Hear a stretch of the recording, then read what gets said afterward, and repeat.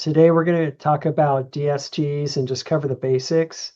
And before we get into that, I just want to thank you for being a member with us, and we just appreciate you so much. And I'm always just humbled to be with you because you're such a advanced group uh, of people here for sure in the state, and definitely top 3% when it comes to owning rental property. And so we're here for you. We want to advocate for you. We want to keep you in the know the very best that we can. And today at 12 o'clock, we'll have a little update on security deposits and balcony inspections. And of course, just as you saw the little video there, there's the free AOA $1 million trade show that's going to be coming up on August 20th. And it really will be great. There's going to be over 150 vendors. A lot of those vendors are new, so you'll rub shoulders with people that are a part of your industry, and they will have ideas for you to help you make and or keep more money than ever before. So really want to encourage you to attend that and definitely stop by and say hi. Um, and again, that's at the Long Beach Convention Center on the 20th. It's free. It's free for you. It's free for any of your friends or loved ones that may want to go. And just also just want to say that we have updated the 3-day notices. So please do not use an outdated 3-day notice. Use the ones from the website, and that goes with all the forms. We keep those updated pretty regularly, and so yeah, so don't use the ones that you've downloaded from the past, because there's a high chance, a good likelihood that those are not good anymore. All right, and as we proceed today, at the end we will take some questions, and there's the blue help button at the bottom right side if you're watching from AOAUSA.com, and you can get your questions in there. And just a shout out to Inland Securities Corporation for sponsoring this event. And Inland, how they got that name, it's because they've invested and they are investing into or in land, and it's not because they're part of the Inland Empire or something like that. And so they're the largest sponsor of DSTs in the country. They've been in business for over 50 years with over 11 billion, with a B, billion in DSTs over the last 13 years. And what they pride themselves on is having a customer first, a really unique customer first culture. And our speaker today is managing director at Inland Securities Corporation. He's been involved with DST since 2004, with over 4 billion in California over the years. And so, Charles Jensen, it's great to have you with us today. Yeah, Jeff, it's great to be here too. You see my slides okay? Yeah, looks great. Thank you. Excellent. Excellent. I love being on your show here and being part of the AOA in general. And 4 billion over the last decade or so. It's been a lot of business and a lot of people looking at the Delaware Statutory Trust. So I'll start with my business card. Here's my information. It's a QR code.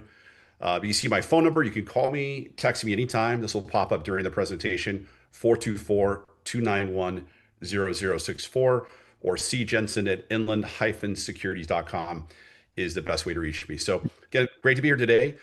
Today we're going to talk about who Inland is for a minute, how exchanges work, just a brief overview, because I know we're all different levels on this call here today.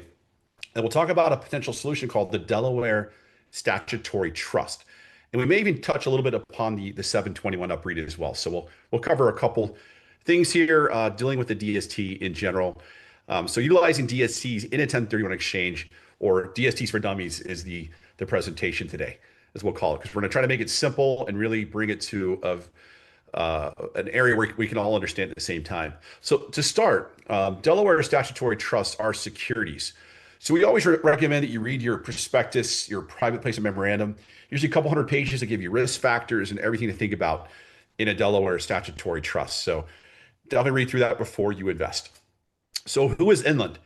I know a majority of the folks here today are in California, right? Or maybe different parts of the country, maybe signing in. But when you're in California, you think about the word inland. What do you think about? You think about the Inland Empire. You think about somewhere in the desert. Nothing wrong with that. But we're not located in the desert. We're actually started by four Chicago school teachers back in the 1960s.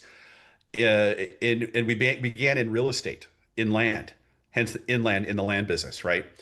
And our story goes like this. Back in the 60s, these four individuals pictured here met in teaching school in the same teaching fraternity, and they realized they're not going to strike it rich teaching school. Who does? To be exact, I asked one of them once, how much were we making back then? They said $6,000 a year. And they realized it's not really enough, even back then, to really support a family, go on vacations, and do what you want to do. So their idea was to teach at the same school, and as a side hustle, was to buy real estate, generate some income, and have a better lifestyle for themselves and everyone around their families. Well, they did so. They bought their first property. It was a $4,000 piece of land. They each put up $1,000 to buy the land. They got a construction loan and developed this property. They sold shortly thereafter development for almost double their initial investment and thus started the Inland Real Estate Group of companies. They had success in their first deal.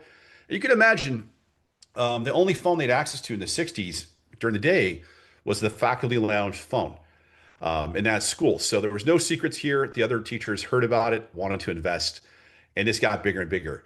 What happened was they stopped teaching school in 1967. In 1968, they incorporated in Oak Brook, Illinois. This is a very famous story. They went full time into real estate because they had so much money coming from other teachers around the Midwest. They started buying, building apartments, buying land and building, and buying pre-existing apartments. We started our own trash company. We vertically integrated to grow this company to a much bigger company that you see today.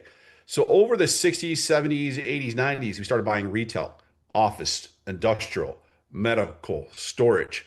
By 1989, we became the largest landlord of Walmart nationwide. Quite a rags to riches story. See that these four teachers came from humble beginnings to become the largest landlord of Walmart. Imagine that, right? That's the famous part of the story. Today, Inland is the largest traditional DST sponsor in the United States of America. If your financial advisor is not showing you Inland, ask them for Inland because we are the 800-pound gorilla.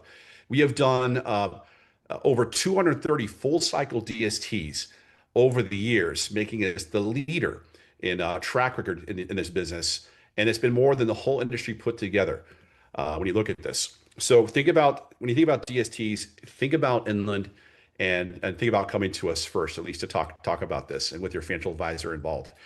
So when you look at a 1031 exchange, exchanges have been around since 1921. They allow you to take any property held for investment or business use and to exchange into any property held for investment or business use. If you do so, you can defer all of your taxes. You could swap to drop, defer to you die, and upon death is a step up in basis to fair market value. If you were to realize the taxes, you talk to your accountant, you look at yourself, you're going to pay on depreciation recapture. So assume it's $1 million sale, you get $100,000 in write-off. The IRS is going to claw back 25% of that 100 grand write-off you got. So 25,000 there, 200,000 on the federal tax. State taxes, I laugh at this. This is a national presentation. It says 5.1%. What is California? 13.3 at the high, right? So forget $51,000. We have the highest state taxes out of any state in the nation. So you could be upwards around $133,000 in taxes. The next tax is the Medicare tax, that 3.8% or $38,000 on the million. So as a whole, nationally, your $1 million could leave you with only $686,000. In California, it could be lower, closer to 600 or even the high fives. So you're looking at a potential 40% hit to taxes if you do not exchange. In the right-hand column here, where it's zeroed out, you can see you defer your recapture, your federal, your state, and your Medicare taxes. Better to have $1 million working for you than $600,000 working for you. That's pretty obvious, right? It's almost like the 401k of real estate. You want to do a 1031 exchange to defer your taxes. And just like a 401k, why would you cash out and pay all those taxes on the money when you can keep deferring it and use it for your retirement dollars? Now, housekeeping. When you sell your property, your funds have to go to a third-party qualified intermediary, or we call it a QI. It can't be the generic escrow account, can't be your financial advisor, can't be a realtor. It has to be a third party. What makes them qualified, it's not your buddy down the street, right? Or someone you're working with on a regular basis. Has to be your QI. There's a lot of them out there. Just make sure they have some bonding behind them and they have a reputation that's solid to hold your funds. So again, your funds have to go to one place only, which is a qualified intermediary. Today, your funds hit the qualified intermediary. That's day one. The IRS says you got 45 calendar days to identify what you're going to invest into next. 45 days includes weekends and holidays because it's calendar days, right? You have 180 days cumulative to get it closed. So it's really 45 plus 135 equals the 180. But ask yourself, what's harder today? Is it harder to find that property you're looking for in 45 days, or is it harder to close in 6 months? I'd argue it's harder to find a quality property in real estate you're looking for today in those 45 days, right? In the DST world, which we'll talk about today, we bought the properties in advance. We're holding inventory of different properties you can exchange into that we've already purchased in advance. So we're not worried about the 45 days. And that's probably one of your biggest worries and reason for joining this DST call today, right? So to complete a successful exchange, the property has to be considered like kind. Now, a lot of folks think that you have to go from apartments to apartments or healthcare to healthcare or storage to storage. It does not mean that. All like kind means, the definition is you can sell anything held for investment or business use, exchange it to anything held for investment or business use. If you do so and obey these exchange rules, you can defer your real estate, right? Kick the can down the road, right? So you can literally go from a raw piece of land and exchange it into an apartment building into a healthcare facility, healthcare into storage. It doesn't matter as long as you're holding it for investment or business use. So what can't you exchange? Your personal residence. If you're living in it, that's personal property, right? You'd have to move out for a couple years to turn it into a rental property to have it qualify for a proper 1031 exchange, right? In 2004, the IRS came out with Revenue Procedure 2004-86. And what that, it's a part of the revenue code, full revenue procedure that allows you to utilize a Delaware statutory trust. So going into a DST is as easy as one, two, three. Step one, you sell your property. We don't buy it from you. You got to sell it via your realtor or yourself. Step two, funds go to the qualified intermediary, as mentioned. Between step two and three, a financial advisor is involved. You have to work with a licensed financial advisor to do a Delaware statutory trust because they have to be licensed. They help you with paperwork and you go into the Delaware statutory trust. Now, think of a DST as kind of like the IRA, 401k of real estate in a way. It's just a vehicle that's tax deferred that helps you shelter the taxes. It qualifies for Section 1031 exchange. All the DST is, the Delaware Statutory Trust, is the vehicle you're in that can have one or more properties, one or more investors that it's considered exchangeable per the IRS. So I could talk for hours, as Jeff knows, about exchanges and DSTs, but we're not going to do that. We're going to keep it simple. We're going to go to 6 major bullet points and reasons people really like the DST in no particular order.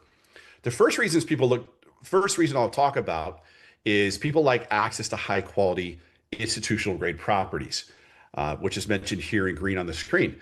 When you think about high quality properties, let me break it down for you. A DST usually can typically have up to 500 investors. The minimum investment's $100,000.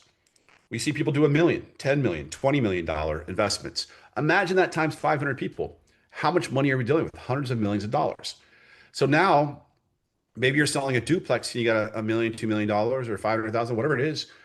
You can take that money into a 100, 200 million, $300 million property, right? So for example, ESPN headquarters in Bristol, Connecticut is an inland property. It's a Delaware statutory trust. AT&T headquarters is an inland property. It's a DST. FedEx facilities, Amazon facilities, student housing properties, apartments, senior living facilities, healthcare hospitals, acute care, self-storage facilities. You can access all of these types of properties now through the Delaware Statutory Trust because of the accumulation of everyone's money being brought together. The next thing is there are no management responsibilities. You hear about the terrible T's of management, right? The tenants, the toilets, the trash, the termites, teenagers, of managing a property in a DST, because you have hundreds of people. You can't have hundreds of people calling the shots. That would be chaos, would it not? It's hard to get any two people in this country to agree anyways, right? So imagine 500 people trying to agree. For that reason, you're trusting Inland or the sponsor of the DST to make wise decisions when managing this property. So we handle the tenants, toilets, and trash. You sit back and collect the income. This is a passive strategy, right? You're out of the terrible T's. You collect your monthly income. You collect your mailbox money, if you will, right? And properties held in DST are professionally managed by us for you. So you do literally nothing. Let me give you an example. I personally own three different Delaware statutory trusts in Inland. Each first of the month, I get a direct deposit in a checking account, right? So you get monthly income. I don't have to chase a tenant around for a check. Every month you get a statement. Every quarter you get an update. End of the year, we send you a 1099.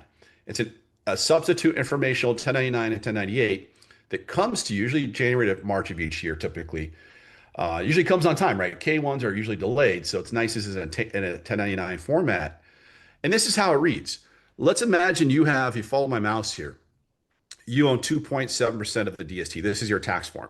So whatever you invested, you own, based on the money you put in, 2.7% beneficial interest in that Delaware statutory trust. Now, the one thing that's taxable in an exchange is the income you receive off the rental property.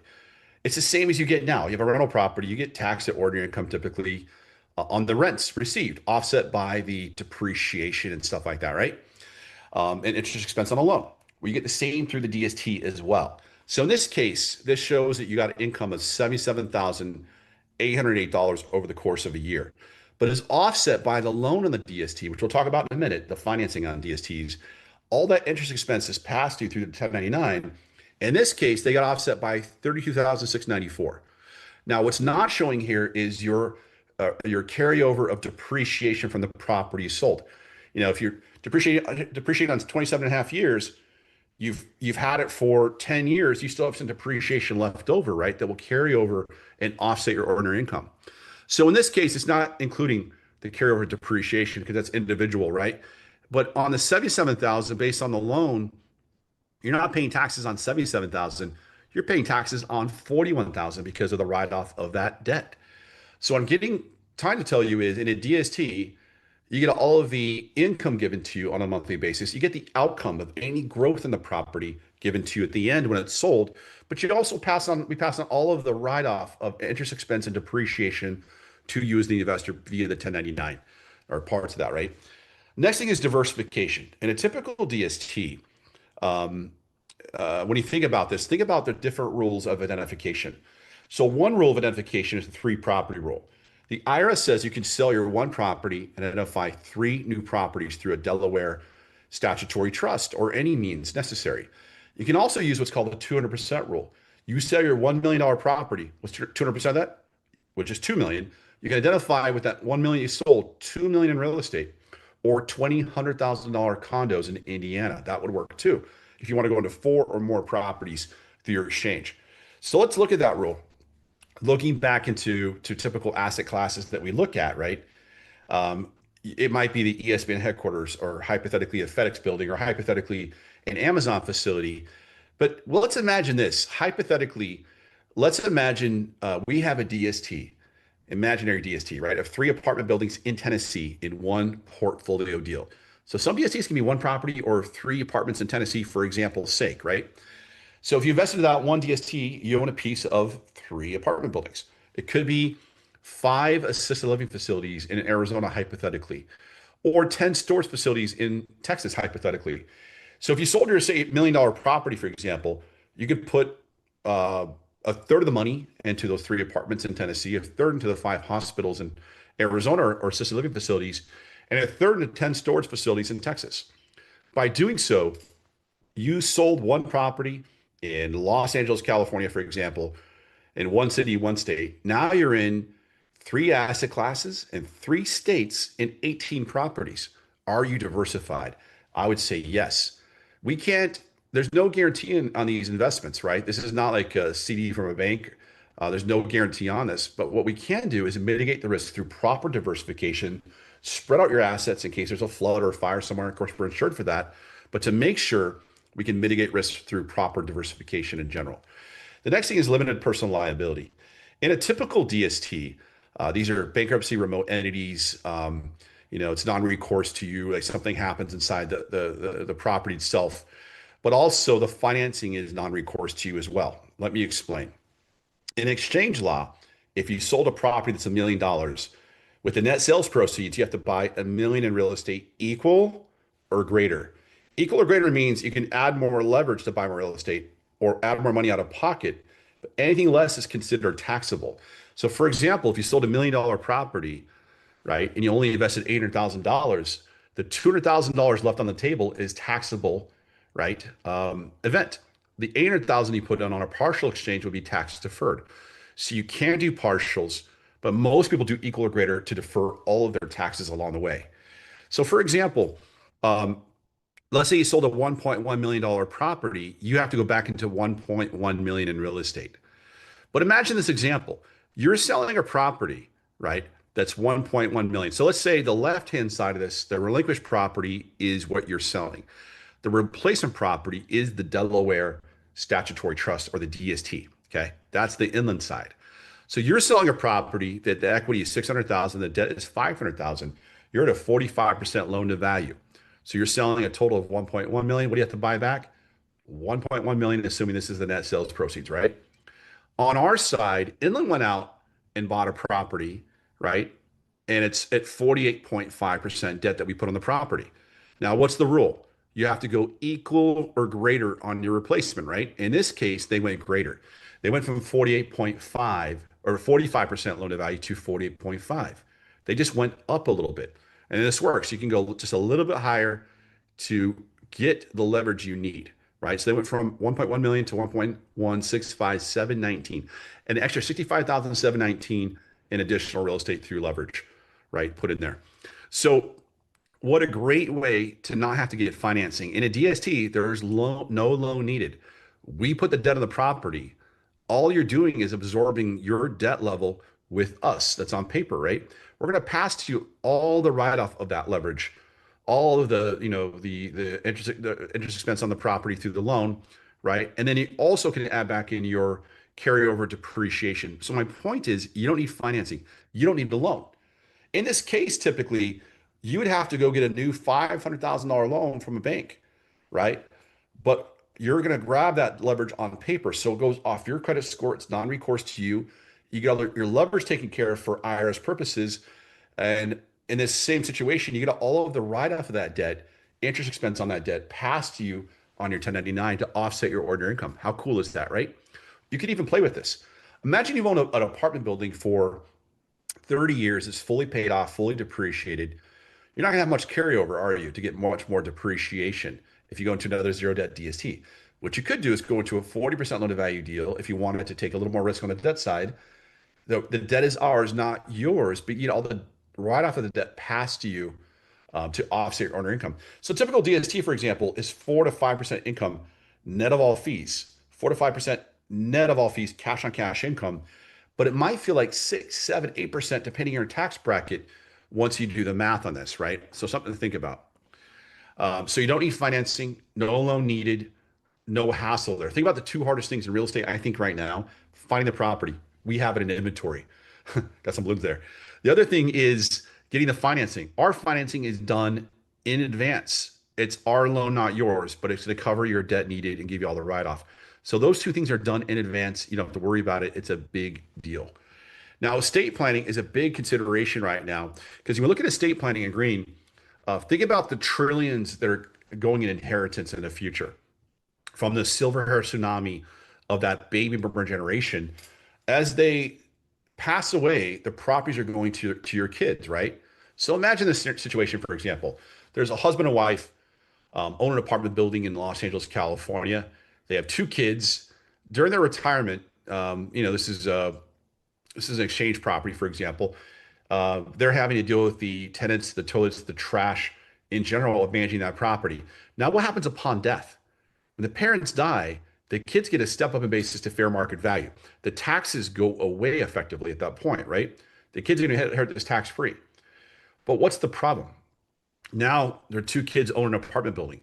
Do they know how to manage it? Do they want to manage it? Now, one kid says, I want to sell it. Other kid says, I don't want to sell it. It reminds me of mom and dad. I want to drive by it every week, right? Other kid says, hey, I got some credit card debt I got to pay off. Other kid says, you know what? I don't want to sell it. I don't need the money. Another thing is who's going to manage it? And typically it's the kid that's the least employed that ends up managing the property.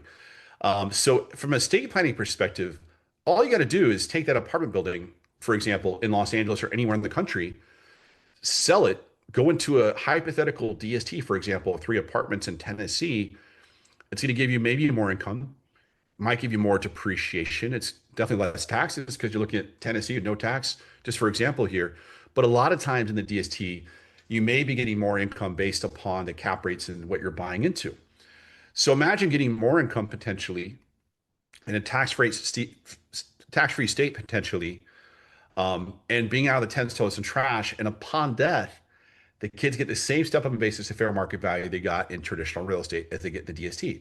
So imagine this is in your revocable living trust. The DST can reside inside there. So let's say it's a 6-year DST. 6 years is the average of your typical Delaware statutory trust. Some are sooner at 5, some go 7, some go longer, some go shorter, depending on market cycle. But let's imagine it's a 6-year, just for this example. Parents die in year 3. The kids get a step up in basis to fair market value. The taxes went away. Now the kids get 3 more years of forced income, um, which is nice for a lot of people because the kids can't go blow the income all at once, right? Buy the Ferrari overnight. So you get forced income for 3 years. And if you set up correctly at the beginning, those kids can go on different journeys at the end. One kid can take their money and other can take their money and go different directions. Maybe in that 3 years, the market has shot up and there's new taxes developed after that step up. One kid can exchange, one kid can cash out. There's a lot you can do in this situation, right? The last thing is insurance policy. This is something we came up with, just an idea, a concept of creating your own insurance policy. Remember the 3 property rule we talked about? A lot of people are selling one property and only identifying one because it's hard to get 3 into escrow. But what you could do is property number 1 is what you're working on. Property number 2 and 3 is through a DST through your financial advisor. All you have to do is call them up and say, what 3 properties do you have? Now, not all financial advisors have access to DSTs, but ask them first and see if they can help you with the Delaware statutory trust. Um, and just keep that in mind because, again, think about it. Your financial advisor is sitting on a menu.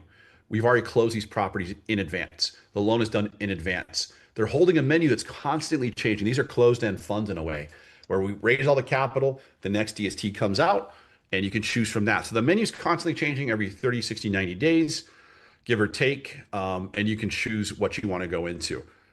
So just in a review, there's no test here, but step 1 is you sell your property. Step 2, your funds go to a qualified intermediary. Step 3, you pick the DST that you want to go into through your financial advisor. Now, what Inland's focused on is the beds, the sheds, and the meds, right? So what I'm saying is we're following the silver hair tsunami, right? Think about traditional real estate. The core four of real estate has been retail, office, industrial, and apartment multifamily, right? But think about it. 2 of those areas have been vastly hurt by economics, right, in the last decade, where Amazon's affected retail, COVID's affected office. So we're focusing on, because we don't have a crystal ball, demographics. We do know the country is getting older, that 22% of the country by 2030 will be over 65 with that silver hair tsunami and people wanting to swap till they drop but don't want to manage the real estate. This is a great sweet spot for them. Heck, I'm 48. I got 3 of these. There's no place to start or end, but it's up to you. But we're going after these asset classes and DSTs because it's predictable. As people retire, they move into an apartment building to have their independence and have them fix things. Where does their stuff go? Self-storage. And where do they go at the end? Senior living, student house, and their kids go into student housing. So as you can see here, there's a lot of situations where what we're focused on follows the demographic trends of the nation. And typically, your average DST is about 5 to 7 years, could be longer in a difficult market situation, could be shorter, depends on market situation, right? Average has been around 6, 7 years over the years. Typically, when a DST is sold, the funds go back to the qualified intermediary and it starts over your clock again. You got 45 days to identify, 180 days to close. In a DST, it gives you optionality, as seen here in the green checkbox, once the DST sells. DST sells, you can then go back into another DST, right? Because the money's going back to the qualified intermediary. It's defaulting back into the QI. And they say, what do you want to do next? Go back into the DST? You want to go back into real property in Southern California? Or do you want to cash out, pay your taxes, and move on? You can do any of these things through a traditional Delaware statutory trust. There's also something that's been popular in the last 3 years called the 721 exchange. Now, this is a different way to utilize a Delaware statutory trust. They're very different. I would say the majority of folks are typically looking at a traditional DST. But if you have certain criteria or needs, the 721 exchange could be a potential solution for your exchange needs. Here's how it works. It's not much different, but it's a little bit different. So follow me along here. Is step one, you sell your property. Of course, the funds go to the qualified intermediary. In step two, the money goes into a DST. Now it's going to a special DST. Inland has a certain amount of traditional DSTs on hand at any time. We have a certain amount of 721 DSTs that have a different journey. Now, this specific DST might be in the beds, the sheds, and the meds, right? The storage, the medical, or the senior living facilities, right? In general, and apartments, it could be any of those sectors, right? Once you go into that DST, you're in it for 2 years. Now, the reason you're at the DST for 2 years is 2 years is the amount of time that to show intent to hold real estate. You know, IRS doesn't want you flipping properties. After 2 years, we have a REIT, a real estate investment trust of more beds, sheds, and meds that will purchase your property over through a third party valuation. Based on that valuation, you get shares or operating partnership units into the REIT. So you went from maybe one or three or more properties into maybe 30 or 100 or 300 properties, depending how big the REIT is when you go into it, right? At that point, you get maybe they say, hey, it's at $25 a share. That's the monthly net asset value per month that's changing every month. The new valuation comes in every month of the year, right? So one month it might be $25. Next month maybe 25.15, 25.50. The next month 24.95. It's moving up, it's moving down with the market conditions. The benefit is after 1 year in the REIT, you can sell out any month. So it's 2 years in the DST, the special DST 721, 1 year in the REIT. So it's 3 years total. After 3 years, you can any month at that current valuation, net asset value of that REIT that month, you can liquidate anytime. Now, what's the downside? Your exchange journey ends. Once you converted from real estate into operating partnership units, you're no longer exchangeable. So you're exchangeable into the REIT, but your next exchange journey, it ends, right? Your exchange journey ends right there. So it's something to think about. The idea is that you could do both. You could do $1 million. You put 800,000 to a traditional DST, and you put 200,000 to a 721 exchange for some liquidity options. So something to think about as you're utilizing the DSTs in general. With that said, I'm gonna throw back over to you, Jeff, for any Q&A we may have. I know I finished a little bit early today, but earlier is better than long, right? As we go here. So we're gonna Absolutely. Here go we over go. for questions. Yep. There we go. Yeah. All right. Thank you so much. And yeah, so yeah, I'm curious if you're going to be in the trade show I think so. When is it again? Why don't you give the date out? August 20th. I'm checking my calendar. I believe I'll be there. Yep. And where's that going to be this year? This month? At the Long Beach Convention Center. That's always my favorite. Yeah, so I just want to let people know that you're going to be there. I'll be there. That's And correct. you'll be able to answer questions and shake hands and kind of take time. But yeah, your phone number is showing right there. And then normally you have some other events that you're doing. Can you share? Yeah. So what And we're doing like, is on a monthly basis, we put on an educational event in every major market in Southern California. So for example, every month I have an educational event where I have a qualified intermediary, a CPA. It's kind of a panel discussion, if you will, about DSTs and 721 exchanges. Every month we're at the Ruth's Chris in San Diego and Del Mar, to be exact. In Orange County, we meet up in Costa Mesa at South Coast Plaza at the Capitol Grill. We split LA into two places because of traffic, right? So we do in the Pasadena area every month at Fleming's on Colorado Avenue.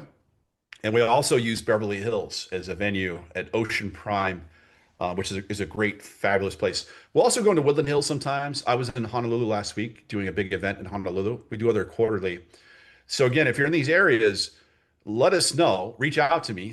Call or send me a text or an email and say I'd like to be added to your next event. In fact, today, Jeff, matter of fact, right after this call, I'm running down to Orange County. I am are you speaking really? at Capitol Grill at 11:30. Feel free to come on down. I'm sure not everyone's going to rush there, right? I think we have enough room. We can hold 77 people. But just Yeah. come on, be my guest, be our guest. to the Capitol Grill, South Coast Plaza. Look for the terrace room. Just ask for Inland, and they'll send you over for a free lunch and education on DSTs. I know it's late notice, but if you're in the Costa Mesa area or surrounding, just show up. We'd love to have you. Sounds good to me. Excellent. So, if people want to get, one of the big questions that people ask is this a liquid investment? And how easily can you get out of it once you're in a DST? Yeah, when you're in a traditional DST, it's somewhat illiquid, right? There's limited liquidity. You have to wait for the DST to be sold, right? My personally, my fastest DST was 3 years. I think Inland's fastest DST ever was about 2 years. I've seen ones go a lot longer than that, right? 5 to 7 years is the average. There's been deals go as long as 10 years. It depends on market cycle. You can imagine 2008, that elongated the cycle of DSTs. So really you need to wait. But think about this. If you took, for example, just $1 million, for example, which is the average ticket size of a transaction in California, we get 10 million, 20 million all over the place, but a million is pretty average. You could put 500,000 to one DST, 500,000 to another. Maybe one goes in 5 years, one goes in 7 years. You know, that money's coming back where you can access it if you want and kick it down the road if you want later at that time. The 721 does give more liquidity, you know, but I do believe there is a potential for more growth in a traditional DST. Although you have less properties, there's a risk there, right? There's always a risk uh, cost benefit analysis of every type of investment. So you have to look at all these things as you talk to your financial advisor. And you could bring me in too. Say, hey, I saw Charles on the AOA show. Bring me in with your financial advisor to talk about your DST design. I've done this for 20 years, over $4 billion worth of exchanges, seen a lot over the years. And I can definitely be of help. And if you don't have a financial advisor, hit us up. We can introduce you to one, but make sure to check your Rolodex. We'll even ask you, who you work with financially to see if you're partnered up. But if you're not, we can help you out and find a financial advisor. Great. Um, yeah, I don't see any questions right now. Um, let's see. What do you have any parting words before we end here? Looks like we're just Parting, my only parting words are that when you go online and you look at, there's a lot of DST information to find online, and it's mind numbing, right? All I'm saying is definitely look at Inland, make sure they carry Inland, right? And feel free to bring us in a mix to advocate for you, with your financial advisor. My parting words are don't just look at the cash flow. Don't look at the Mhm. income only, because income can be pushed up a little bit or down by any company. Inland's on the more conservative side. You might get 50 to 100 basis points more at another sponsor, but is it worth the risk? I don't know. And that's something you need to evaluate when you look at a specific DST. Is the juice worth the squeeze in this investment? And you may find out, hey, it's interest only financing, it pushed the yield up, or it's a less quality property, or they're robbing from reserves. You got to look into it. So just don't look at yield as health. Make sure you're getting into a good deal. And I'm always happy to be of assistance at any point. That's Great. it. Final words. And Jeff, I get down to my seminar earlier to see everyone at Costa Mesa today, right? There we go. There we go. Thank you so much, Charles. It's great being here today. Thank you so much. Okay, take care, everyone. Bye-bye. You too. Oh.